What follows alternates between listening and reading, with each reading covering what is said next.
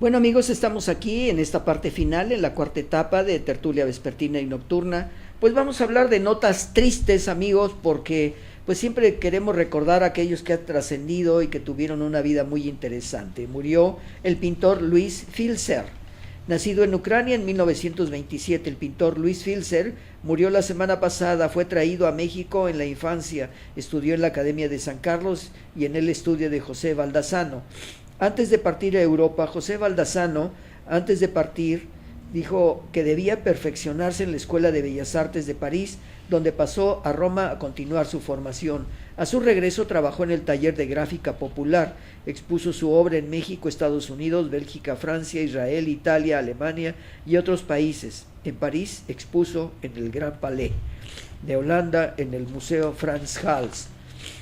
Otro de los elementos también que desaparecieron durante toda esta semana, dice, el último de los 5 grandes del pancracio, muere Rayo de Jalisco a los 85 años de edad.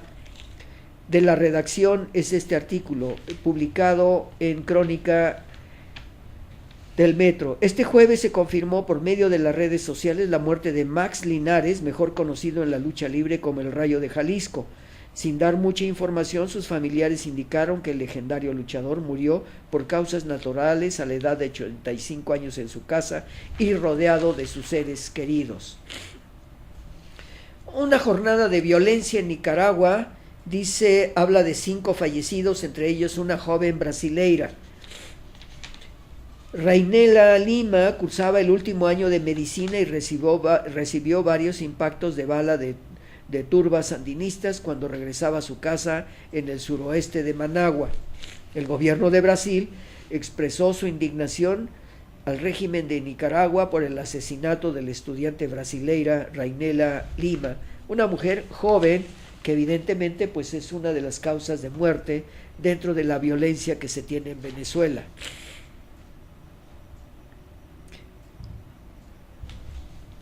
Otro de los elementos en Venezuela es los saqueos de PDVSA.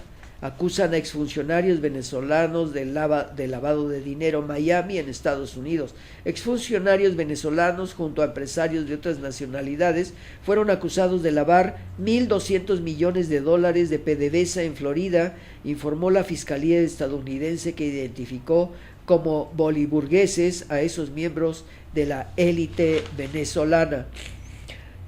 El Estado Islámico lanza ola de ataques en Siria, los peores en 5 años. Al menos 200 personas murieron tras atentados coordinados contra zonas controladas por el gobierno. Israel bombardeó posiciones de Al-Assad. Atentados impactan comicios en Pakistán. Publicado por asociaciones France Press y EFE. Islamabad, Pakistán, uno de los principales partidos de las elecciones legislativas en Pakistán, rechazó los resultados aún parciales de los comicios que sugieren una victoria al excampeón de cricket Imran Khan y denunció fraudes flagrantes. Niegan autoría del Daesh en el tiroteo de Toronto. Toronto, Canadá, noticias de France Press. No hay pruebas que permitan corroborar la afirmación del grupo Estado Islámico o del Daesh de que uno de sus soldados fue autor del tiroteo que mató a 2 personas el domingo en Toronto, declaró la policía de la capital económica del Canadá. Pide Estados Unidos a Kim Jong-un observadores en desmantelamiento de la base militar. Estados Unidos pidió al régimen norcoreano que permita la presencia de observadores durante el proceso de desmantelamiento de la base de misiles de Sohae, en el noroeste del país, según dijo ayer el secretario de Estado Mike Pompeo. Macron afronta moción de censura por agresiones de su jefe de seguridad. Alexander Benaya se hizo pasar por policía y golpeó a manifestantes el 1 de mayo. Emmanuel Macron y a su lado el ex jefe de seguridad, Alexander Benaya. Por aquí hay algunos comentarios que aún no podemos comentar hasta que se compruebe lo que está diciendo la prensa francesa con respecto al presidente de Francia, Emmanuel Macron. La revolución era esto, no era reparto de la riqueza, ni justicia social, ni combatir la corrupción. El objetivo de las tres revoluciones que triunfaron en América Latina, la castrista, la chavista y la sandinista, es el mismo que el de las dictaduras que combatieron aferrarse al poder, aunque sea disparando al pueblo. Bueno, esta es una campaña que se ha dado contra Nicaragua, sobre todo por estas publicaciones que se dan. No quiero tomar partido, pero sí es interesante cómo todos los movimientos de izquierda de América Latina en los últimos 10 años han sido atacados ferozmente. Los líderes revolucionarios pidieron ayuda al pueblo para derrocar al tirano y acabaron reprimiendo a ese mismo pueblo cuando éste se dio cuenta de que ellos también eran unos tiranos. Bueno, es parte de los artículos y escribe Fran Ruiz: Cuba es una cárcel, Venezuela un hospital sin medicamentos y Nicaragua es un campo de batalla. Evidentemente, quienes están realizando, no quiero tampoco que sea una mala opinión de un servidor con respecto a lo que sucede en Nicaragua. La mayor parte de los estudiantes que están participando en este movimiento revolucionario para que desaparezca precisamente el presidente de Nicaragua, el señor Ortega, nos está mencionando que son jóvenes que no conocieron la revolución y que no saben absolutamente nada de la revolución. Lo que pasa es que todo un movimiento, que lo vamos a presentar más adelante en otros programas, cuál fue el hecho de este movimiento, porque el presidente Ortega quiso hacer una renovación y una revocación de algunos aspectos de los presupuestos económicos, sobre todo en medicina. Grecia vive un infierno.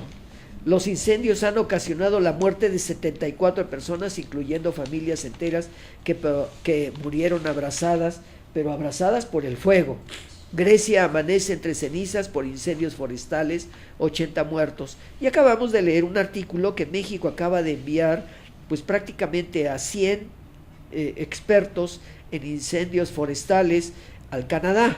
El fuego, que sigue activo, obligó al desalojo de 3 pueblos donde fueron destruidas 1000 casas. Lugareños afectados acusan lenta reacción del premier Alexis Tsipras frente a esta tragedia. Difunde un supuesto audio de Donald Trump. Su abogado se convierte en enemigo. Michael Cohen está más cerca de colaborar con la justicia para evitar ir a prisión. En la grabación se habla de un pago para comprar la historia de una exmodelo de Playboy que habría tenido una relación con el magnate. Buscan reelección con banderas chinas. Las banderas para la campaña de reelección de Donald Trump están listas para su envío, adornadas con la palabra Keep American Guard. Mantén grande a Estados Unidos. Sin embargo, se fabrican en el este de China y pronto podrán verse afectadas por los aranceles punitivos impuestos por Donald Trump mientras se intensifica la disputa comercial con Pekín. Pactan Trump y la Unión Europea una tregua con la guerra comercial. Planea acabar con las barreras arancelarias y subsidios. Acuerdan no aplicar nuevos gravámenes mientras se desarrollan las conversaciones. La Unión Europea aumentaría compra de gas LP a los Estados Unidos. Bueno, nosotros sabemos que está recibiendo a través de gasoductos y oleoductos desde Rusia para muchos de los países en Europa. En su guerra, Trump arma con subsidios a sus agricultores. Apoyará con $12,000 millones afectados por la imposición de tarifas sobre exportaciones estadounidenses para mitigar el impacto del inminente conflicto global. Más diálogo sobre el comercio pide el G20. La guerra comercial de Estados Unidos con Europa y China dominó la agenda del encuentro. Los ministros de finanzas, líderes de bancos centrales de las máximas economías del mundo, advirtieron que las tensiones comerciales y geopolíticas representarán un riesgo cada vez mayor para el crecimiento global y pidieron más diálogo. Bueno, amigos, pues estamos cerrando esta parte de tertulia vespertina y nocturna.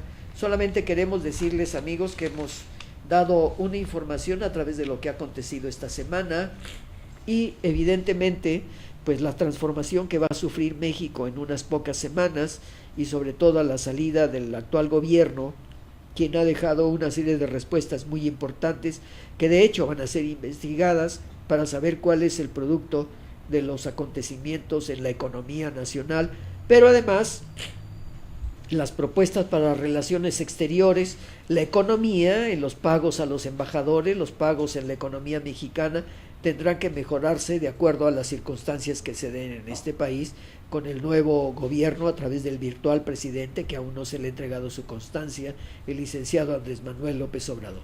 Un servidor de ustedes les da las gracias, amigos, Carlos Jiménez Hidalgo, y sobre todo Karina, muchas gracias por tu participación en la propuesta de imágenes en el momento que se hablaba a través de internet de cada uno de los temas que están sobresaliendo en el mundo. Nos vemos el próximo martes, amigos, en Comentando a la Noticia con el gobierno, el futuro gobierno del licenciado Andrés Manuel López Obrador. Hasta la próxima, amigos. Hola, buenas tardes.